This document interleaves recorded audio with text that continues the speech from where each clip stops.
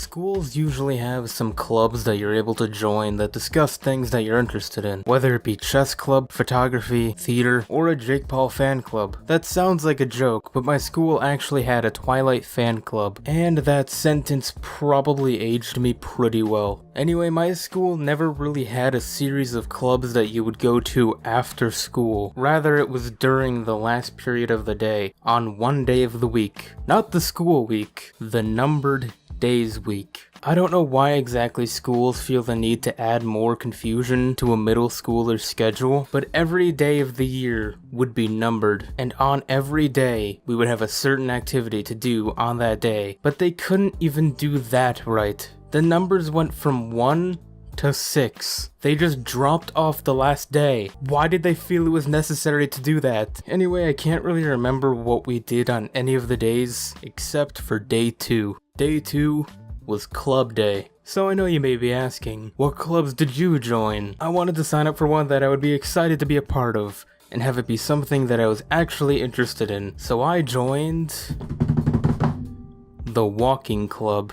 We just went outside the school and walked around for 45 minutes. And this was at the beginning of the year. It was still August, people. I'm lucky I didn't have a heat stroke or a regular stroke. What they would have us do is we would meet up in one of the cafeterias. That's right, we had 2 cafeterias. I mean, yeah, they were just separated by a hallway, but choosing which side you wanted to have your lunch on was a big deal, because once you chose one side, you could never go to the other. I mean, you could, but it would just be really awkward. Fun fact, that lunch period is where I met some of my best friends to this day, and I wouldn't have started YouTube if it wasn't for them. So, is that a good or bad thing? At the end of the day, we would meet up in Cafeteria A. Before we even started walking, we were already exhausted. It was the beginning of a new school year, and it was at a new school. My district used to have 4 schools, but due to budget cuts and a rumored lawsuit, they had to cut it down to 3 main schools, and gave the old middle school to a neighboring community, because that middle school was actually a 35-minute drive away from the rest of the schools. So we had to get to the bus by 7:30, or our parents would have to drive us all the way out there.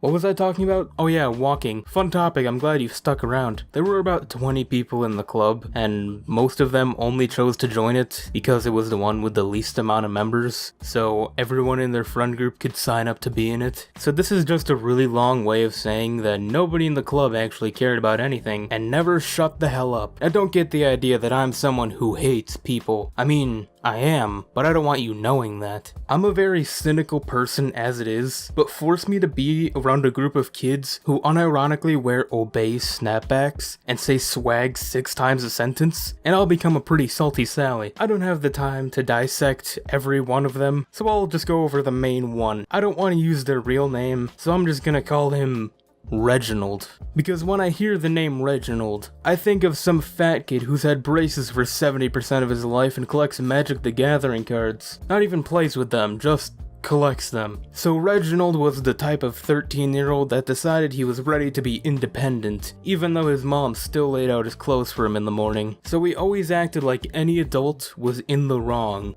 Reginald, don't run into traffic. How about no? Got him. Well, one day Reginald decided that he was so independent that when we were halfway through our walking club route, he decided that he was just going to keep walking. I didn't really care that much because it meant that there was one less kid in that group to deal with. I figured he must have lived near the school and was just walking home because he didn't respect any authority. But if that's what happened, I of course wouldn't be talking about it in this video. Well, we got back to the cafeteria right as the bell rang to go home, and since my mom gave me rides home from school, but she usually took about 10 minutes to get there, I had to sit outside and wait. You may be wondering why I'm explaining all this. Well, while I was out there waiting, some random car pulled up and sat there for about 5 minutes. And I was the only kid out there. Everyone else had gone home. After waiting there for a bit, a woman got out of the car and asked me if I had seen her son, Reginald, and I said no, because I knew if I had said yes, the conversation would have continued. I guess it didn't really matter because she kept talking anyway. And as it turns out, Reginald actually lives around 10 miles away from the school, and he figured he could walk that far before his mom came to pick him up. While she was telling me about how worried she was for her son's safety, my mom pulled into the parking lot, and I got in the car and asked her to drive away as fast as possible. I'm not sure what happened after that, but I'm guessing he made it home because he was at school the next day. And that's it, the end. The next marking period, we had to change our clubs so that we could try new things, so I decided to sign up for Board Games Club. I'm not gonna lie, I spent 45 school days total in that club, but all I can remember was when myself and 2 of my friends tried to play Monopoly, and half the money was written on in permanent marker, the chance cards were gone, and I'm pretty sure the board they had was the original prototype that Hasbro made in 1935. Yes, I did have to look up the Wikipedia page from Monopoly to make that joke. Next club, the Movie Club, where we just watched movies. Hey, remember when I said that we were only in these clubs like once a week? Yeah, try to enjoy watching Star Wars Episode 1, The Phantom Menace, by watching it every 6 school days. That includes weekends and the occasional school break. We didn't even end up finishing the movie. The marking period ended before we even got to the ending. I don't even remember anything that happened in the movie, and I don't care enough to watch it now. Can you see the lasting effect this stupid club has had on me? Not to mention there was a kid named Devin or something, I don't really remember, who I honestly don't think has taken a shower since the day he left the womb, and he decided the best place to sit out of the entire classroom was right in front of me, so I had to deal with his toxic aroma seeping into my poor nostrils, temporarily making me lose my sense of smell. He seemed like the type of kid that would go home and watch 6 straight hours of anime and write a 30-page Bible fanfiction while dreaming about being a real writer. Not to mention he wore glasses so goddamn thick that the only excuse to have them would be if he had such bad vision that everything looks like it was made in MS Paint. He smacked his lips so much that anytime he talked it sounded like I was listening to an ASMR video of a horse trying to eat a jar of peanut butter. One time the teacher was running late and the room was kind of quiet, and a kid on the other side of the room said that anime was trash, and Devin didn't really like that.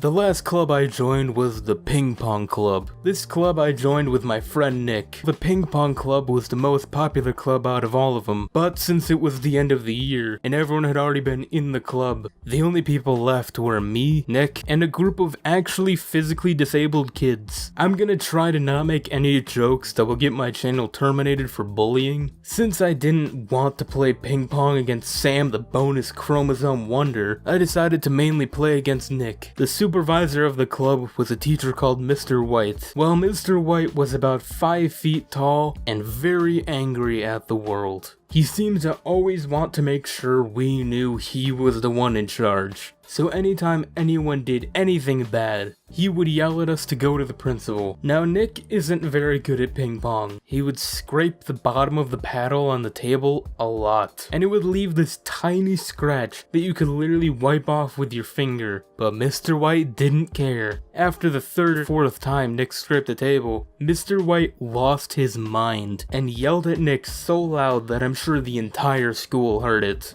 And he sent Nick to the principal's office. So I had to spend the remainder of the period hitting a ping pong ball against the wall.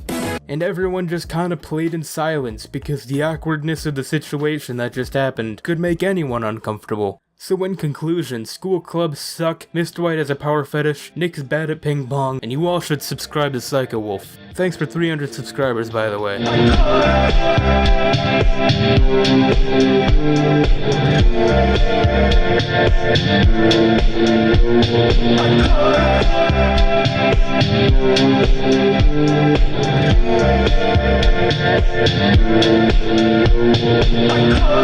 car.